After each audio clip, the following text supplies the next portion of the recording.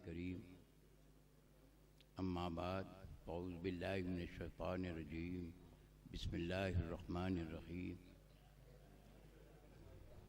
क़ाल नबी सल्लल्लाहु अलैहि वसल्लम अल उलमा वरिसतुल अंबिया। बारगाह नबूवत में हदिया दरूद पाक भेज दें। अल्लाहुम्मा सल्लि अला सय्यिदिना मौलाना मुहम्मद व अला आलि सय्यिदिना व शफीअना मौलाना मुहम्मद व बारिक वसल्लम।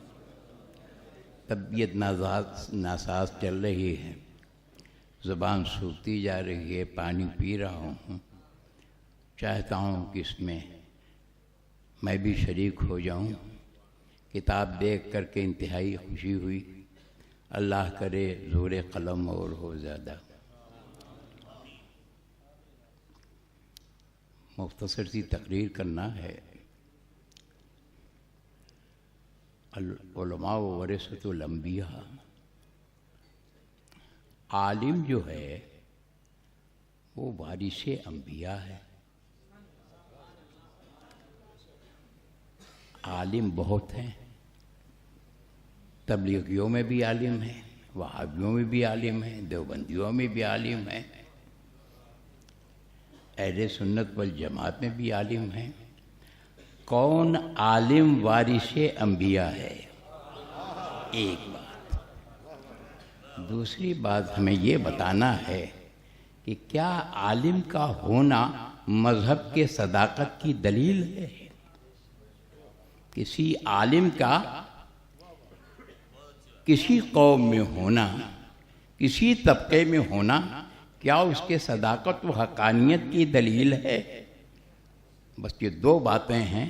थोड़े से वक्त में रख देना चाहता हूँ। तबीयत ख़राब है, मगर जिनका ज़िक्र हो रहा है और जिनका उर्स मनाया जा रहा है, 8-7 दिनों रात मेरी ज़िंदगी का साथ गुज़रा है। मैं जानता हूँ कि मेरे मामू क्या थे।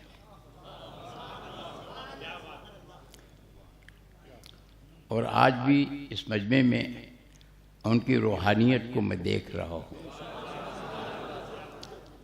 तो सबसे पहले चंद शेर से मुख्तसर सी तकरीर का आगाज़ करता हूँ।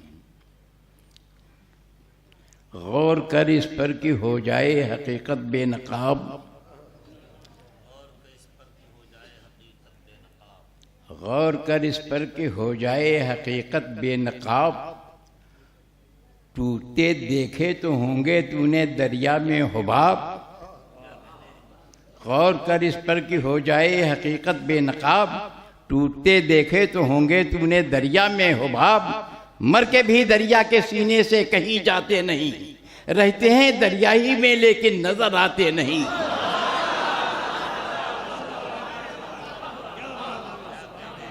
गौर कर इस पर कि हो जाए हकीकत बेनकाब। टूटते देखे तो होंगे तूने दरिया में हुबाब। मर के भी दरिया के सीने से कहीं जाते नहीं, रहते हैं दरिया ही में लेकिन नजर आते नहीं।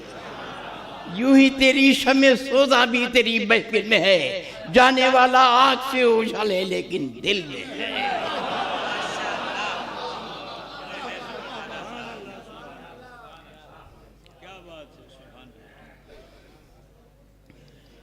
अल उलमा वरिसतुल अंबिया।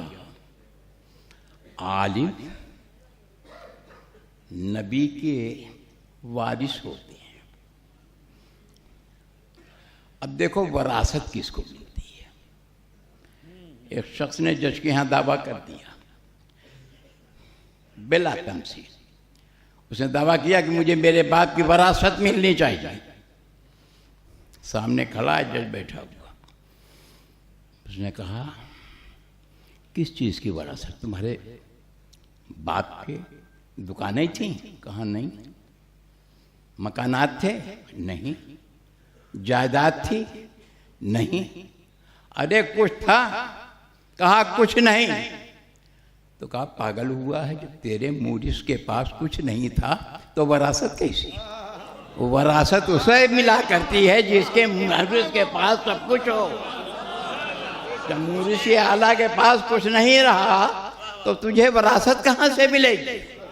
विरासत उसी को मिलती है जिसके मूरत के पास कुछ हो। तो नबी ने दौलत का अंबार नहीं छोड़ा, नबी ने मकानात नहीं छोड़े, नबी ने रियासत नहीं छोड़ी, नबी ने हुकूमत नहीं छोड़ी।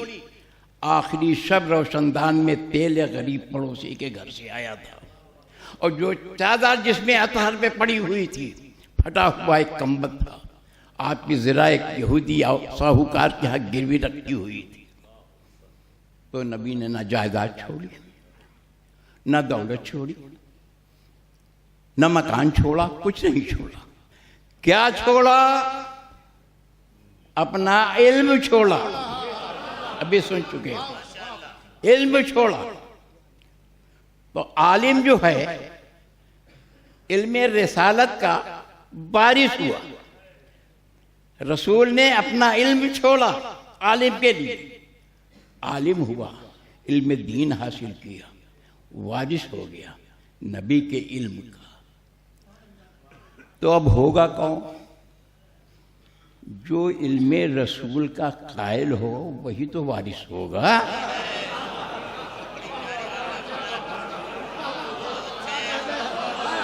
वही तो वारिस होगा।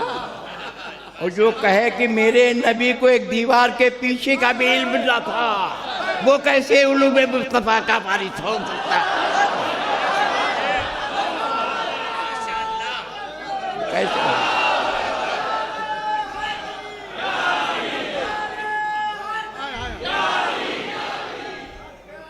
दो बंदी कहे कि जिनका नाम नबी, मेरे नबी को दीवार के पीछे का इल्म नहीं था, वहाबी कहे दीवार के इल्म में दीवार का पीछे का भी इल्म नहीं था।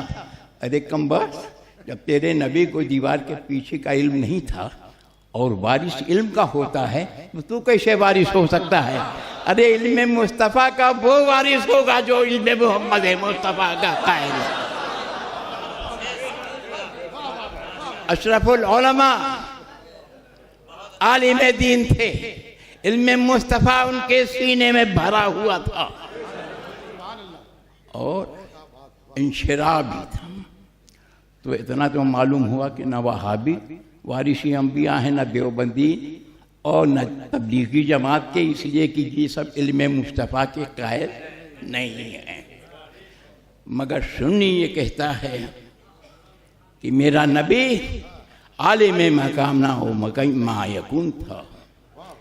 हज़रत सईद खुदरी से है, सल्ला बिना रसूलुल्लाह सल्लल्लाहु अलैहि वसल्लम यौम सलात असर सो मकाम खतीबन फलम यदा शयन यकून इला क़याम सात इल्ला ख़बरना बिही हफ़िज़हु मन हफ़िज़हु व नसीहु मन नसीहु।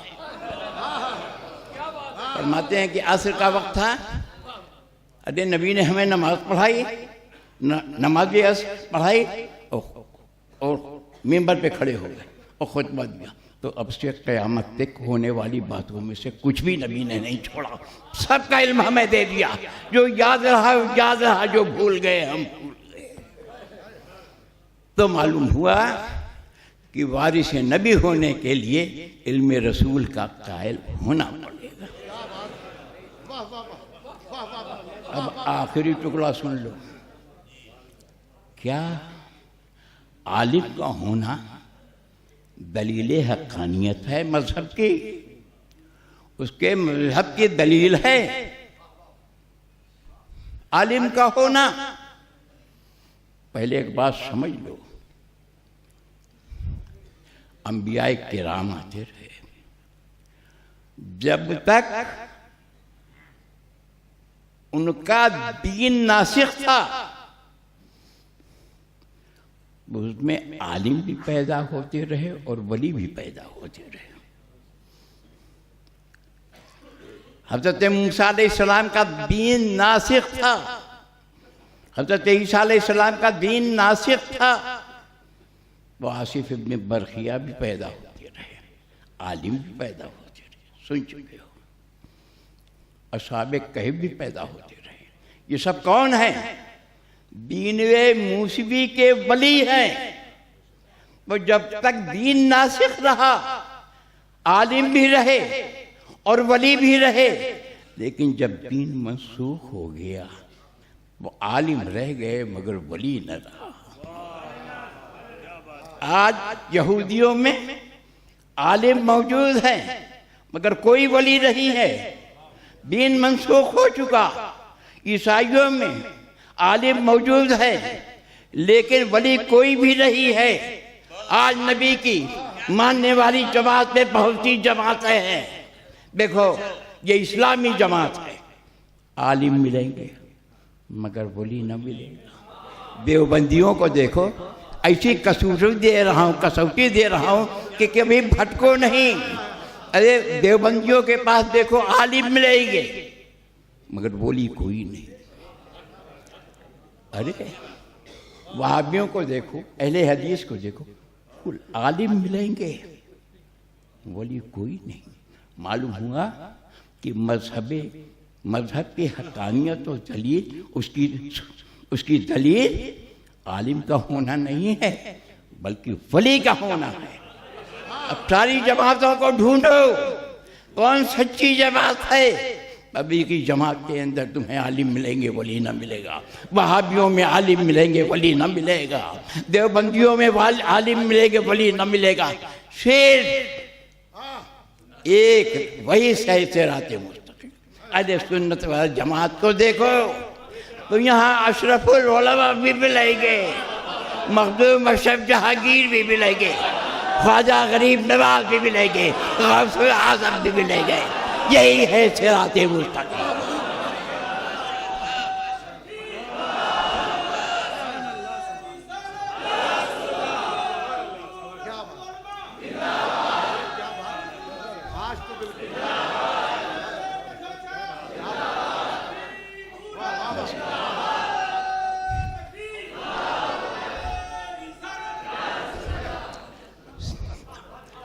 अब आवाज़ जवाब दे रही है।